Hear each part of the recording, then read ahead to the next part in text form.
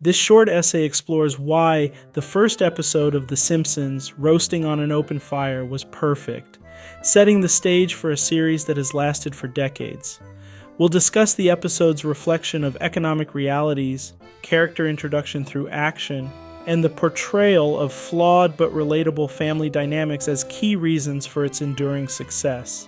The Simpson family's introduction during the school Christmas play cleverly reveals each member's character through distinctive actions. Even the fact that Homer and Marge were late, compared to other parents, spoke volumes about their character. Lisa's performance in an artistic and uniquely expressive dance at the school recital underscores her as the family's creative and individualistic spirit. Oh, it's Lisa! That's ours.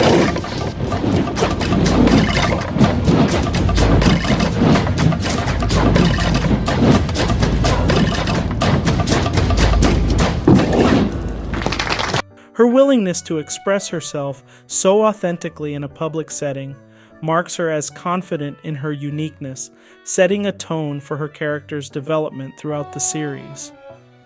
Take a moment and check out some of the other kids for a second.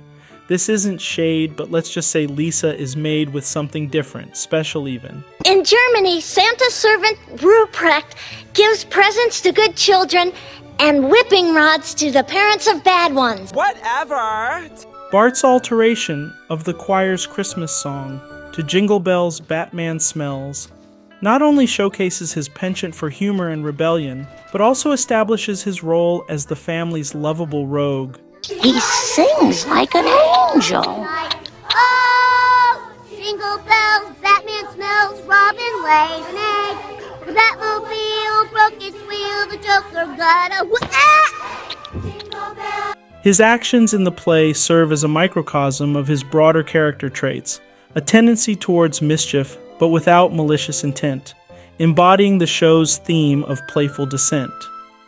The focus on the children's participation in the Christmas play offers a brief yet effective introduction to the family. Through the children's actions and the implied reactions of their parents, viewers can infer the supportive yet occasionally challenged family structure that underpins the series. This method of character introduction, showing rather than telling, engages viewers by encouraging them to deduce the family dynamics and individual personalities, setting the stage for the series' exploration of everyday life's complexities through the lens of humor and satire. Homer, is this the way you pictured married life? Yeah, pretty much. Except we drove around in a van solving mysteries. The first episode of The Simpsons was on December 17th of 1989. In the late 1980s, the U.S. faced a mix of economic growth and challenges, including inflation, unemployment, rising consumer debt, and housing market issues, setting the scene for Simpsons roasting on an open fire. Dow Jones Industrials took off on a fear-fed freefall to close down a record 508.32 points. But this crash of 1987 is not just an American experience. Around the world, stock markets fell faster than a skydiver without a parachute. This episode reflects these issues through Homer Simpson's financial struggles as he loses his Christmas bonus and takes a low-paying job as a mall Santa, mirroring the economic realities for many at that time. I'm Bart Simpson. Who the hell are you? I'm Jolly Old St. Nick. Oh, yeah? We'll just see about that. Oh! Homer. I want a word with you in Santa's workshop, little boy. Rising consumer debt and a booming housing market added to these pressures, making Homer's desperate bet at the dog track a symbol of the lengths people go to during economic uncertainty. This storyline was not just for entertainment, but also a commentary on societal issues, emphasizing The Simpsons' blend of humor and social insight. By addressing these themes in its first episode, the show demonstrated its commitment to reflecting real-world challenges, resonating with viewers' economic anxieties, and setting a tone for the series' approach to tackling contemporary issues. Homer Simpson's flawed but well-intentioned attempt to save Christmas by gambling the little money he has left showcases his vulnerability as a father. I see his actions as misguided, yet coming from a place of love and desperation to provide for his family during the holidays. Oh, no, you don't. No, no, get away from me. Oh, can we keep him, Dad, please? But he's a loser. He's pathetic. He's a Simpson. In that poignant moment when Homer Simpson refers to Santa's little helper as a loser, pathetic, and yet ultimately a Simpson, I find a deep resonance with the flawed yet fundamentally loving nature of family. This declaration, made when deciding to keep the Greyhound despite losing the dog race, solidified for me the essence of The Simpsons as a show that embraces imperfection with open arms.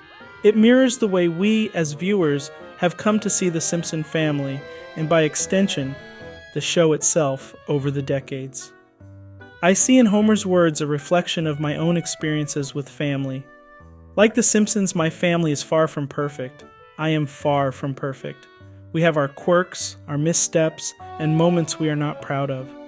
Yet there's an underlying bond of love that keeps us together, a shared understanding that despite our flaws, we belong to each other.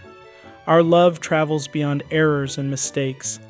This scene encapsulates that sentiment perfectly, showing that acceptance and love can extend even to a newly arrived, equally flawed family member like Santa's little helper.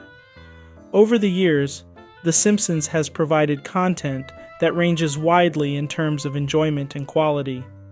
There have been episodes that felt like they missed the mark, alongside those that hit the comedic and emotional nail right on the head.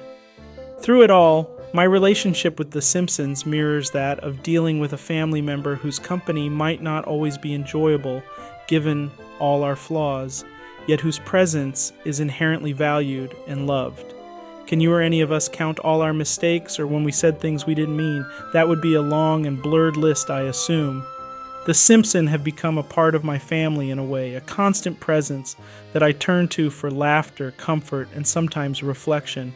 I even recalled having a burn on my arm to this day that I received while watching The Simpsons as a young kid when I clumsily bumped into the lamp. Sue them. Just sue them.